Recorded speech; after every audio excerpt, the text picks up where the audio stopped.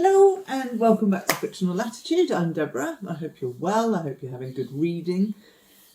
Today I want to talk about Franz Kafka because 2024 is the centenary of his death, which is June the 3rd, but I'm going to try and get ahead of the game for a change and just discuss Kafka. I'm going to start with a little talk about his background because I think it's very important with Kafka that we understand his, as I say, his background, his family, his ancestry, etc. So that then we can figure out, well, maybe not figure out, but have a little more insight into why and how he wrote these books. A lot of which were unfinished actually at the time of his death. So the books that I will be discussing are the Metamorphosis and Other Stories, which I first picked up in my mid-20s. I'm going to say it's when I first went to Prague in 1990. This was new then, so what year was that? Yeah, this was 1996. And there's a dog barking. So, yes, I went with my first husband. Gosh, that sounds like I've had loads, but you know. To Prague. Anyway, I read this. And I followed up with The Trial and The Castle. What I haven't read is America. So I won't really be going into too much detail on that. That was one of his unfinished works. So, yes, that's what we're going to do. Okay, so as I said, this is the centenary of Kafka's death. He died on the 3rd of June 1924. And he was a German language writer. And at that point, he was born on the 3rd of July, 1883.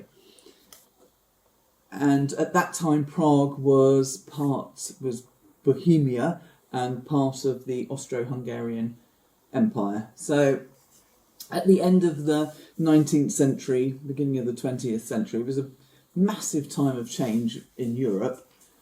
Lots of the old empires were falling and countries were being reborn. You had the Czech Republic, but then you had Czechoslovakia, and oh gosh, it all gets confusing. Anyway, I have to say that my 20th century history is appalling. Anyway, so that's where he was born, and he was in a middle-class Jewish family, and he became the eldest brother after, I think it was 2 other brothers died in their infancy. So he had this Jewish background, he was a German language speaker, and he was in Prague. So he was already out on a limb for society's point of view anyway. And he did identify with his maternal ancestors. However, the relationship that he had with his mother and his father was not the closest. Neither his mother or her husband could understand his obsession with literature. They just couldn't figure out why he would record his, what did they call it? Dreamlike inner life. So he didn't have the best family relationship. And he did write a letter, oh gosh, you know, this is testing my memory, it was 1919, letter to his father. He never actually sent it to his father.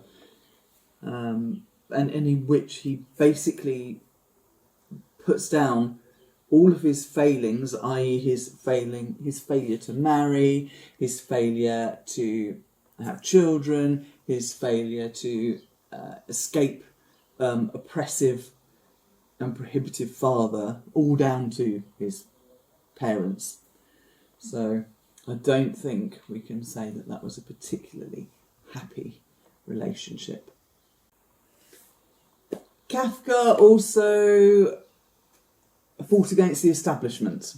I mean, he was already, as I've said, he was already kind of against the establishment by being a German language Jew in Prague.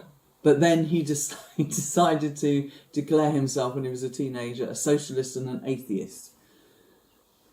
And he did attend Czech anarchist meetings in the years before World War One. So he was really kind of pushing against society. But even though he was so obsessed with literature and the arts, he was excluded because of his background from the intellectual circles. So he was just too alien for everybody. But he did manage to get into some intellectual circles, but they weren't quite possibly where he wanted to go in the first place. But it is during one of these intellectual meetings that he met his friend Max Brod, who became executor of his will, and as a result disobeyed Kafka's instructions about destroying his work, and actually, because of him, we've got the work that we have got. Because Kafka contracted tuberculosis in 1917, and essentially this led to years and years of ill health and his eventual death in 1924. So he was an outsider, and I think that comes across really clearly in his work. A little slurp of tea required.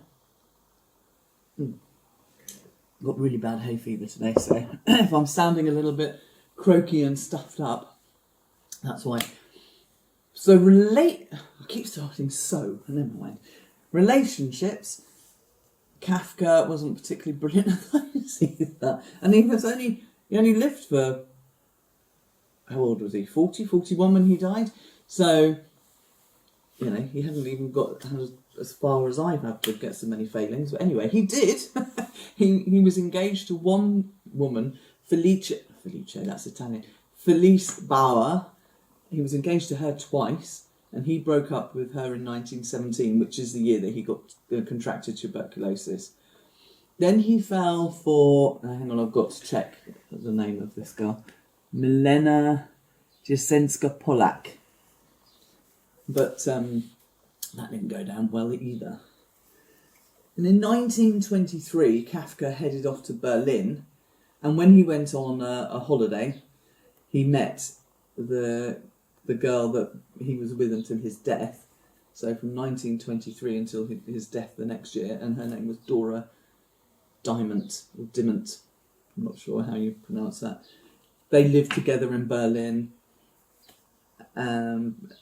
Then when his health got really bad in the spring of 1924, he went back to Prague for a little bit, and then he went to a clinic just outside Vienna, and that's where he died in June 1924. So he wasn't with her for very long, but he seemed to have made more of a commitment to her in that brief time than he did to previous girlfriends. So yeah, his relationships with women as opposed to relationships with family and society, they're also quite clear, especially in the castle, where Kay, I'm trying to think of the way to put it.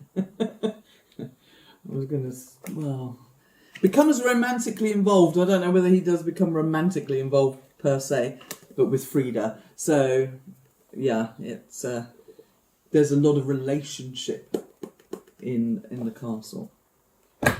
Another slurp of tea required, so I shall put you on hold for a second. Right, back, hopefully feeling better. So, stop saying so, Deborah! Kafka wrote lots of short stories, and these are some of them in this book. I mean, the Metamorphosis is the longer of them, going to around about 50 pages, I think it is. Oh no, maybe not. Maybe only 30 pages. It feels longer sometimes, I don't know why. But the Judgment, which is the first in this particular edition, he wrote in 1919. But in this, he really does address the issues he has with his father. In the Judgment, Kafka looks at conflict, and he also does in the Trial, very much so in that one as well, where it's a man's struggle to overcome power, whether that power comes from society or within the family or friendships and stuff like that. The Trial, the man, which is Joseph K., he begs for approval in this one, and that really does feel like Kafka's cry to his parents and society to say, you know what, I'm still just a man, and you need to give me some respect and not shun me, not push me out, which is basically what his whole life was about. And I also think, and I have to say, I have not read any theory or any deep critiques or reviews of Kafka's work. So I don't know what the general consensus is on, and I haven't analysed them either myself. I've literally read them at a very high level, as in, it's a story, I've read it. And obviously you can't help but pick up some of the key things, but I haven't analysed this. But it's quite telling, I think, that you've got K in the castle, you've got Joseph K in the Trial, and his name's Kafka. I think that it's quite clear that in a lot of this he's talking about himself and how he feels about his place in society and within the family. Metamorphosis, which I would say is his most famous work of any, is only, as I say, is only a 30-odd page short story. But it is so, I think it's because it's dreamlike that it's so effective. And it's also kind of gothic. He's in his room, Gregor Samsa wakes up and he can no longer speak, and his body has turned into that of some monstrous bug. And he slowly dies, and he, in a way, he commits suicide because he doesn't eat. And his family do neglect him a little bit. He despairs. His sister in the story is quite, I don't know, 1 minute she sees that he does things like climb up the curtains and along the wall, so she's always suggesting different things that could be done for him. He finds it hard to find space to sleep in his room, but also he doesn't leave the room. Well, he does once, but he was always hiding because his family, they had fallen on hard times, they'd taken in lodgers, and so he didn't want the lodgers to see him in this monstrous state. But we all go through metamorphoses, one or multiple. I mean, the most clear one is when you go from being a child to a teenager, and then from a teenager to an adult. It's literally like caterpillar, pupae, butterfly. But he's gone the other way. He hasn't gone from insect, regenerate something beautiful. He's gone from a position of not so bad to suddenly being this monstrous, ugly thing. So he's done it in reverse. I think Kafka was a very unhappy person. And it wasn't only his metamorphosis in it, because his metamorphosis was in reverse, But here's, I've just looked at one of the notes I did actually put on my book. But his sister goes the other way. His sister does go from girl to woman. She does flower. She does become this butterfly. And his metamorphosis reflects that of the initial family despair. But then once he's died, they metamorphosize again, and they go from despair to having dreams and hopes reflected through the daughter. So it's almost like he's saying, if I'm not here, things will be better for you. I think he was a very troubled man. Very troubled. So let's look at the trial next. The trial, if I read the bit on the back side, the wheels went on my chair then. It says, the compelling prophetic novel anticipates the insanity of modern bureaucracy and the coming of totalitarianism.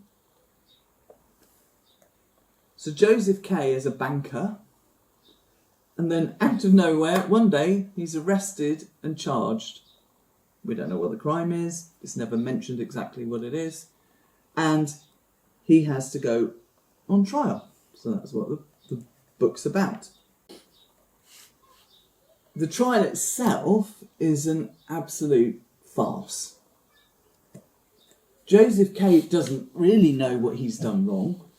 He doesn't understand how he can get out of it, because he's fighting against this bureaucracy which we face in, I tell you, if you live in the Mediterranean, you still face quite a lot of this, I tell you.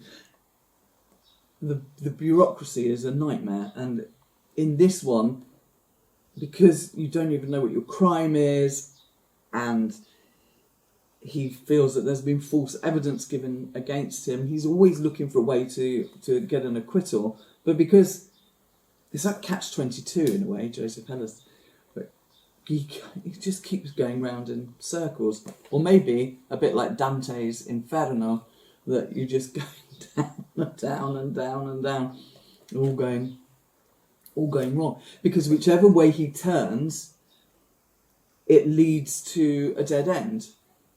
So not quite Dante's Inferno, but you know what I mean. And he does go to a priest at one point and tells him about this, that and the other. And then the priest says, well, there's a bit of Shakespeare now, or you do protest too much. I think if you were innocent, you wouldn't be going on about this so much. You're clearly guilty. And then at the end, poor old Joseph K.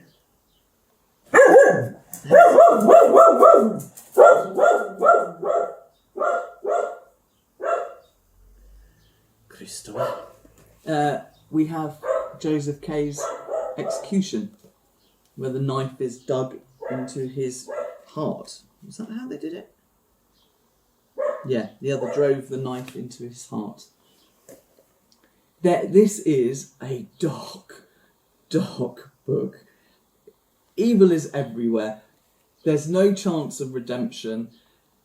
He cannot get out of this bureaucratic nightmare where he is being tried for a crime that he didn't commit and doesn't even really know what it is. I mean, it's... yeah. It's dark. Dark. The Castle. This, actually, I prefer this one to the trial. I think I just like the way it's written better. I don't know. But it's unfinished, which is a shame. It's set in a village that's dominated by the castle. And this chap K just hoofs up, claiming that he is a land surveyor and that he's going to be working in the castle, doing whatever. You would think that he's a victim, because in the end, he also gets trapped in this bureaucratic nightmare, but he isn't really. He's actually quite an aggressor. He wants to what does he want to do? He wants to gain recognition. Recognition is what he wants to gain. He wants to gain recognition by the authorities. But he ends up with that, are you working for them or are you not working for them? Where is that? It's quite early on in the book, actually. Oh, yeah. But he is a newbie. He's a blow-in, you know. He's a foreigner. He is an immigrant. He is, I mean, so it's quite relevant for today's times with people moving around so much. He doesn't fit in. He wants to be part of the society, but as they say in here, this quote is quite early on in the book, and let me move my little sticky things, and it sums up basically the problems that he's going to have in fitting in with society. You're not from the castle, you're not from the village, you're nothing. Unfortunately, there's one thing you are though, namely a stranger, an outsider, someone who's superfluous to requirements and in everybody's way, someone who's a constant source of trouble, on whose account the maids have to be moved out, someone whose intentions are unknown, someone who has seduced our dear little Frida, and to whom she must unfortunately be given in marriage. Well, apart from the Frida bit, he is, and this is Kafka, he's a Jew, he's a German language speaker, he's in Prague. He doesn't fit in. He's not of Prague. He's not of the Czech country. He is an outsider. He's superfluous to requirements. He actually wasn't superfluous to requirements. He worked very, very hard in insurance after he'd got his law degree. But that, I think, sums up how he felt within society, particularly in the intellectual society, that he could not fit in Prague. He wasn't from here, he wasn't from the castle, he wasn't from the village, he was nothing, he was nobody. It's very, as I say, I think he was a very sad and troubled man. But, yeah, so Brod says, and I need to check my notes for this, Brod says that Kafka intended that at the end, Kay is exhausted by this search for acceptance. But on his deathbed, which is typical, he actually gets his permission to stay. But, you know, it's unfinished. And there was another novel, also unfinished, which I haven't read, called America. And that is basically a chap, Carl somebody or the other, forgotten his surname, is sent by his family to America. And because he's quite an innocent chap, he's exploited by various people, particularly father figures. Oh, here we go, going back to Daddy again. And yeah, but as I say, it's an unfinished novel and I haven't read it. But according to Brod, Kafka had said that Karl would perish at the end of that. So not a happy ending. So,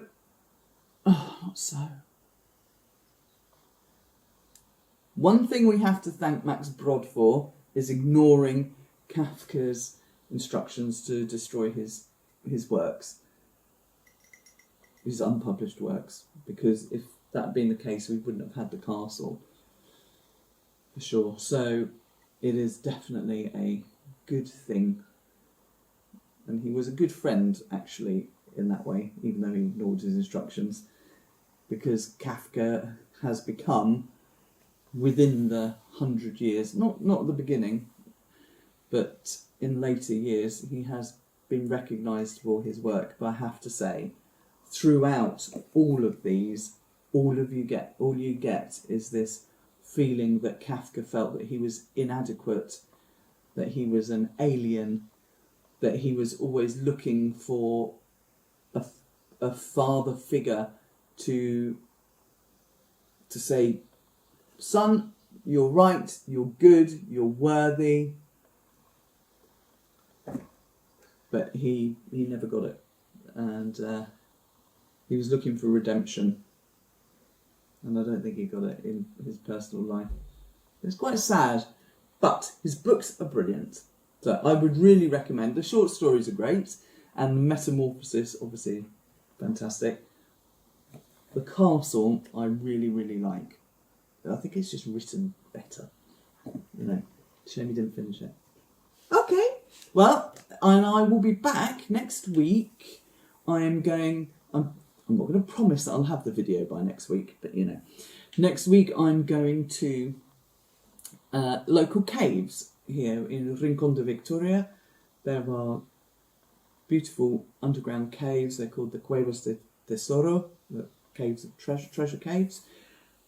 And I'm going to pop in there, and that then inspired me to think about books that have caves as an integral part of the plot or storyline. So that's going to be my next video, and it covers a few things like from a kid's book, and Agatha Christie, and some other more intellectual ones. So that will be the next time, followed by my May wrap up, which has been a lot more. I've read a lot more books this month, let's put it that way, than I did in the previous month. So that's good too. Okay, well, I hope you enjoyed this, and I look forward to seeing you next time. Bye!